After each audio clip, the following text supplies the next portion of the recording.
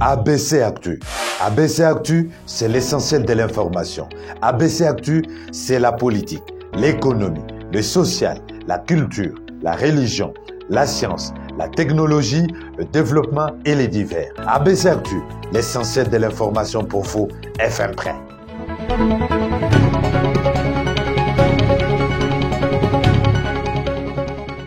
Vous nous avez choisi pour vous informer. Nous vous en remercions. Place à présent au sommaire. L'Union européenne condamne l'attaque meurtrière contre le casque bleu ainsi que toute violence dans la province du Nord Kivu et réaffirme son soutien au gouvernement congolais. Éléments à suivre dans ce journal. Et puis clôture des appels d'offres de 27 blocs pétroliers et 3 gaziers en République démocratique du Congo. Au menu de cette journée, l'exposé du cadre légal, fiscal et environnemental du secteur pétrolier et l'historique de l'exploration des potentialités de la République démocratique du Congo à suivre également dans ce journal.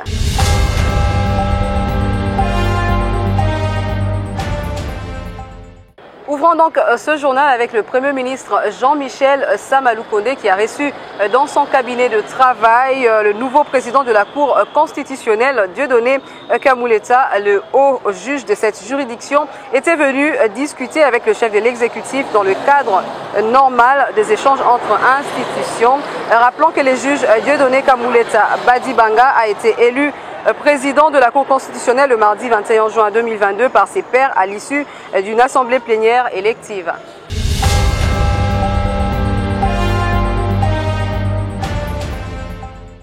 Dans l'actualité également, clôture ce vendredi 29 juillet du lancement des appels d'offres de 27 blocs pétroliers et 3 gaziers tenus à Kinshasa en 2 jours. Le thème des 2 panels de ce jour était donc axé sur le cadre légal, fiscal et environnemental du secteur pétrolier en République démocratique du Congo en premier lieu et sur l'historique de l'exploration et potentialités pétrolières de la RDC en second lieu. Suivez l'intervention du prof Diemou Chiband. Dans la production, il y a le gaz qui a été produit. La production actuelle est de 25 à 30 000 barils par jour dans le bassin côtier. Donc dans le bassin côtier, il n'est pas question de savoir s'il y a du pétrole ou pas. Il y en a, mais il faut le trouver. Dans les rendus, nous avons les potentialités avec la roche-mère qui est en bas, parce que c'est elle qui a atteint la fenêtre à huile. Le Yabé tertiaire et le Yabé crétacé n'ont pas atteint la fenêtre à huile pour pouvoir générer du pétrole. Les potentialités de la cuvette centrale. La cuvette centrale, c'est le bassin le plus grand. Regardez la partie blanche. Elle va jusqu'au Katanga, elle va jusqu'à l'Angola, elle va jusqu'au Congo-Brazzaville. Diapo suivante, s'il vous plaît. Et voilà les blocs qui ont été mis en promotion. Tous ces blocs-là sont mis en promotion. Et les blocs des bassins, des parcs nationaux et le bloc 25 qui va jusqu'à Kinshasa.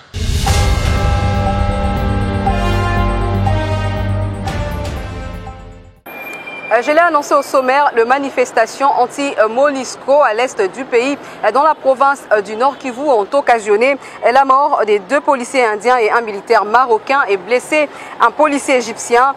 L'Union européenne condamne fermement cette attaque meurtrière contre le casque bleu ainsi que tout acte de violence. Regardez. Dans une déclaration publiée ce jeudi 28 juillet 2022, l'Union européenne condamne fermement cette attaque meurtrière contre le casque bleu ainsi que toutes les violences dans la province du Nord Kivu depuis le 25 juillet dernier qui ont causé la mort et ont blessé plusieurs civils. L'Union européenne exprime ses plus sincères condoléances aux familles et à la MONUSCO ainsi qu'au gouvernement de pays concernés. Elle dit réaffirmer son soutien à la MONUSCO et au gouvernement de la République démocratique du Congo dans leur engagement à enquêter sur ces incidents et à poursuivre les responsables. Signalons qu'au moins 17 personnes ont été tuées au cours de ces manifestations réclamant le départ de la MONUSCO depuis mardi au Nord Kivu.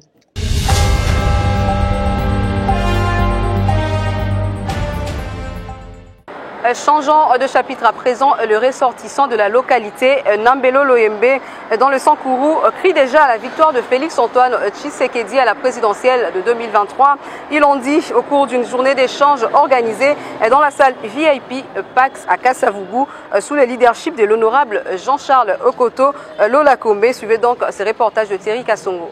Le député national Jean-Charles Okoto Lolakombe a échangé avec sa famille biologique des Nambelo Loyembe qui constitue sa base naturelle vivant à Kinshasa dans le but de consolider l'unité familiale, les dialogues entre membres de sa famille afin de bannir la division, la violence et la traîtrise. À cette occasion, l'élu de l'Odia a exhorté sa famille biologique à fédérer leurs efforts afin de soutenir le chef de l'État, Fachi Beton. La rencontre d'aujourd'hui, c'est en famille, et ça c'est le territoire de l'Odia, plus précisément la collectivité de Nambelo Loyembe. Surtout devant les notables qui sont venus du village, avant qu'ils puissent regagner le chef-lieu de notre territoire. Et à moi, c'était une opportunité pour nous, afin de pouvoir partager et véhiculer le message, pour comprendre dans ma base qui est Félix Tshisekedi, qu'est-ce qu'il a fait, qu'est-ce qu'il continue à faire, qu'est-ce que le Sankourou et surtout collectivité Nambelo Loyembe attend de Tshisekedi, Félix Beton. Nous soutenons les FARDC et restons unis autour du chef de l'État, a dit Jean-Charles Okoto Lolakombe, qui croit fermement à la diplomatie offensive du président de la République. Parlez-moi de l'insécurité à l'est du pays, parlez-moi d'une partie des territoires qui est occupée par les agresseurs, c'est ça ma lutte. Même à l'époque où l'RCD avait agressé notre pays, arrivé jusqu'au Sankourou, voire même à Bujimaï menacé, j'avais œuvré pour que cette histoire, cette aventure s'arrête. Et c'est là où je me bats, pour que nous puissions résister et continuer à aider le chef de l'État pour aller de l'avant. Ce qui est important aujourd'hui, nous avons des résultats positifs dans tous les secteurs. Et cela dans moins de 2 ans, a ajouté le coordonnateur national du PPRD Mosaïque au sein de l'Union sacrée, honorable Jean-Charles Okoto Lolakombe.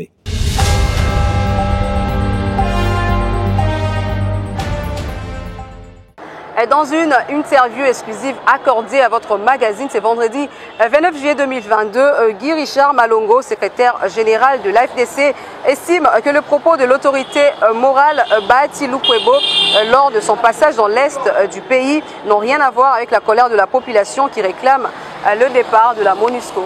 Pourquoi cherchez-vous l'époux sur une tête chauve? Telle est la question posée par Guy Richard Malongo, secrétaire général d'AFDC, aux détracteurs des modestes Bahati. À l'occasion d'une interview accordée à votre rédaction d'ABC Actu, d'après lui, la colère envers la MONUSCO de la population congolaise de l'Est n'est pas due aux propos de l'autorité morale d'AFDC, mais une revendication légitime suite à l'inefficacité manifeste de la MONUSCO. Le chef de l'État lui-même, notre candidat président de la République, nous AFDC, avait fustigé l'inefficacité de la MONUSCO. Il a posé la question. Et il a même dit que si la MONUSCO doit partir comme cela est le vœu du peuple, que ce soit sans brutalité, qu'il ne l'a pas suivi. Il faut éviter les récupérations politiques inutiles par les gens qui veulent se faire des noms et pour dire qu'écoutez, Bahati a incité. Mais vous avez l'interview de Bahati. Il a posé la question. Quel est l'avis de la population face à la présence de la MONUSCO? Beaucoup de gens le disent. Nous le savons tous. Vous, les journalistes, vous le savez. Que la MONUSCO est inefficace. Elle est venue avec une mission. Et cette mission est-elle accomplie? On doit l'applaudir et continuer de l'applaudir. Il a posé la question. Mais il a conseillé que cela va se faire ou devra se faire selon les cadres institutionnels. Toutefois, le speaker de la Chambre haute du Parlement, qui est aussi l'autorité morale d'Alliance des forces démocratiques du Congo AFDC, ainsi que le secrétaire général de ces partis, appellent les compatriotes de l'Est au calme et de laisser au gouvernement de la République de gérer cette situation.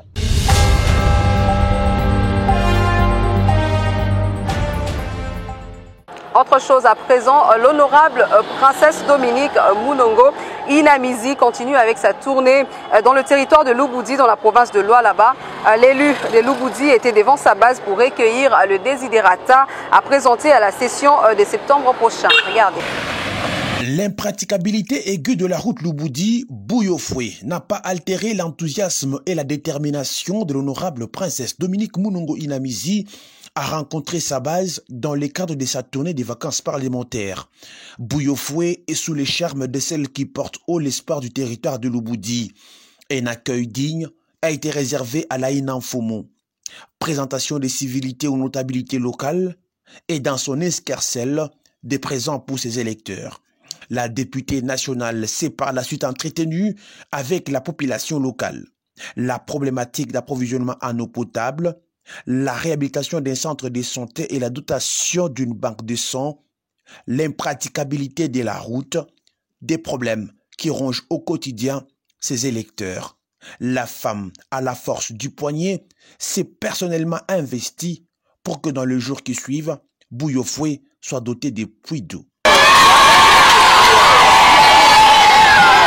Par la suite, Dominique Munongo Inamizi a visité le terrain où sera construit l'école épée Bouillofoué sous financement de sa fondation. Mais pour moi, c'était une occasion. Je me suis dit, je ne peux pas rentrer durant ces vacances parlementaires sans passer par Bouillofoué, sans aller à Mazangoulé, là où nous sommes en train d'aller. Mais j'ai apprécié l'accueil chaleureux de la population. Et aujourd'hui, ça me fait plaisir de vous voir et je remercie sincèrement les uns et les autres pour votre accueil chaleureux. Nous sommes ravis de votre présence. Merci beaucoup. En dehors de ça, donc, il y a ce projet, on m'a fait part des différents besoins. Il y a donc un centre de santé qui existe, un centre de santé qui est encore petit, mais nous avons besoin d'équipements. Les équipements, ça serait des lits, ça serait un microscope, ça serait évidemment les médicaments parce qu'on en a toujours besoin. Et on m'a fait part aussi d'un besoin de banque de sang. Parce que les gens d'habitude sont anémiques ici, donc ils ont besoin d'une banque de sang. Donc ça, c'est un projet qu'on va faire parce qu'il faut une équipe spécialisée. On ne peut pas s'improviser comme ça. C'est toute une équipe. En dehors de ça, je viens de voir le projet de l'école. Ils m'avaient fait part effectivement qu'ils ont besoin d'une école viable. Et c'est ce que j'ai fait. On a commencé par les briques, on a le sable. Donc maintenant, il faut encore ajouter des briques parce que ça ne suffira pas pour salle. Si salle, ça ne suffira pas. Donc voilà les petits projets que j'ai retenus pour Bouillofoué. Et en tout cas, dans le mois, vous allez voir vous-même le résultat. Je suis une femme qui tient toujours sa parole. C'est dans mes habitudes. Donc soyez tranquilles. Vous avez mes coordonnées téléphoniques. Si vous voyez 2 semaines, à part la qui tourne ta maman,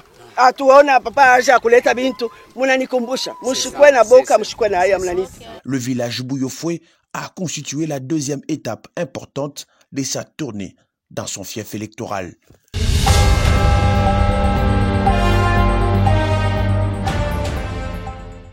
L'honorable Jean-Charles Okoto a présenté ce vendredi de vive voix ses condoléances au peuple angolais à la suite de la disparition de l'ancien président José Eduardo Santos. Une occasion pour l'élu de l'Odja de faire en tout cas part à Miguel d'Acosta, ambassadeur d'Angola, les combats pour la paix menés par cet homme d'État. Regardez. Il est arrivé tôt le matin à l'ambassade d'Angola pour apporter son réconfort à ce pays ami qui a perdu depuis le 8 juillet dernier son ancien président José Eduardo Santos, mort à l'âge de 79 ans. Pendant cette visite amicale avec Miguel d'Acosta, le député national Jean-Charles Okoto Lolakombe a présenté ses condoléances au peuple angolais. C'est une rencontre très amicale. J'ai été obligé de venir saluer mon collègue juste après la disparition inopinée. Et t'as très touché parce que j'ai eu à travailler longuement avec le président le défunt. La raison pour laquelle je suis venu m'incliner, sachant bien que les Angolais ont laissé leur peau ici. Les Angolais nous ont assistés dans les périodes les plus difficiles à travers tous ces souvenirs.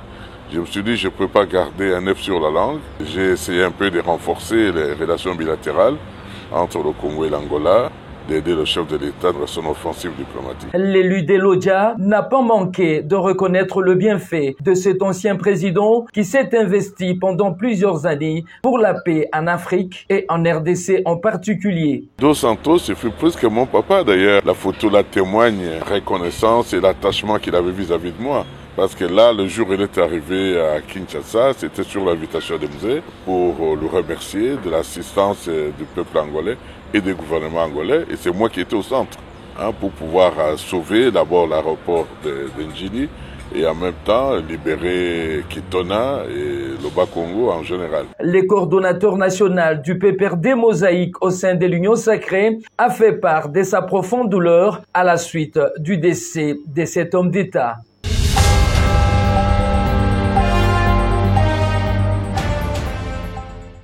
Vous l'avez suivi dans nos précédentes éditions, auditionné le jeudi 28 juillet par le parquet général près la Cour de cassation pour outrage au chef de l'État, Félix-Antoine Tshisekedi. Jean-Marc Kabound a regagné son domicile de Kingabwa en homme libre, mais il devra se présenter de nouveau devant la même juridiction le mardi 2 août prochain. Regardez. Venu répondre à l'invitation du parquet général près la Cour de cassation, Jean-Marc Kabound est sorti un homme relaxé. Il a fallu plusieurs heures d'audition pour que le président de l'Alliance pour le changement livre sa version des faits, poursuivi pour outrage au chef de l'État lors de sa sortie médiatique du 18 juillet dernier. L'homme aurait tenu des propos discourtois à l'endroit de Félix-Antoine Tshisekedi. Sur place, Jean-Marc Kabound pouvait compter sur les soutiens de quelques militants de son parti et d'autres figures politiques. C'est le cas du député provincial élu de Kinshasa, Mike Mukebai. La présence ici signifie que le combat que le président Jean-Marc Kabound mène, ce n'est pas son combat à lui, ni moins encore le combat pour son parti Alliance pour le changement, mais c'est le combat pour la libération du Congo. Donc ma présence ici, c'est tout un appel envers le Congolais, tous ceux qui sont épris de justice et de liberté, à porter leur soutien au président Kabound pour que nous arrivions au bout de ce régime de jouisseurs. Une fois sorti de la salle d'audition, l'ex-premier vice-président de l'Assemblée nationale est rentré chez lui sous l'escorte de ses militants en liesse.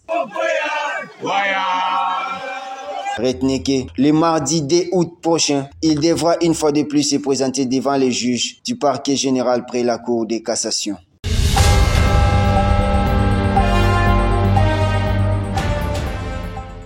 Et en sport, pour finir, le Dari Club Motema Pembe veut revêtir sa gloire d'autant.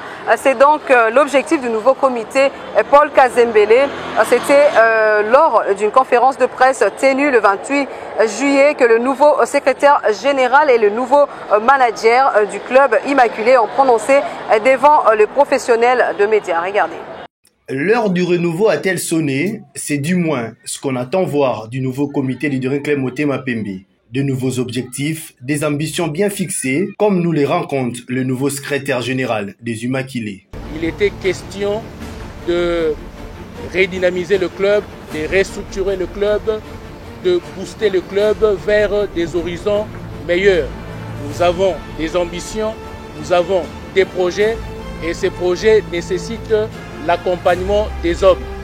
Et il faut des hommes qui soient capables de répondre positivement aux attentes. Nouvellement nommé manager général du club vert et blanc de la capitale, Roger Lukaku éclaircit sur les objectifs lui assignés.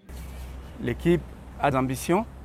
Ça fait pas mal des années que les Dering, l'ADC ne joue plus des compétitions africaines. Maintenant, on a eu la chance de gagner la Coupe du Congo. On va essayer un peu de bien travailler pour arriver à nos objectifs. Notre objectif, c'est quoi? Ma mission, ce que le président m'a donné, c'est de finir parmi les 3 premiers du championnat. Ça, je suis clair avec ça. Et puis, au niveau de la compétition africaine, si on peut déjà arriver à la phase de poule de la Coupe d'Afrique, ça va être une réussite pour un premier temps. Donc, comme on est là, je pense qu'on va travailler main dans la main. On a trouvé l'équipe dans une situation très chaotique, je peux dire ainsi. Et maintenant, on va relever les défis. Il faut faire le nécessaire. Essayer de rendre des gens heureux avec cette équipe. Il s'est de signaler que le nouveau comité Paul Kazembele a déjà dans l'une des promesses des campagnes doté les Dari Club Motema Pembe un siège en Galiema sur le boulevard Monjiba.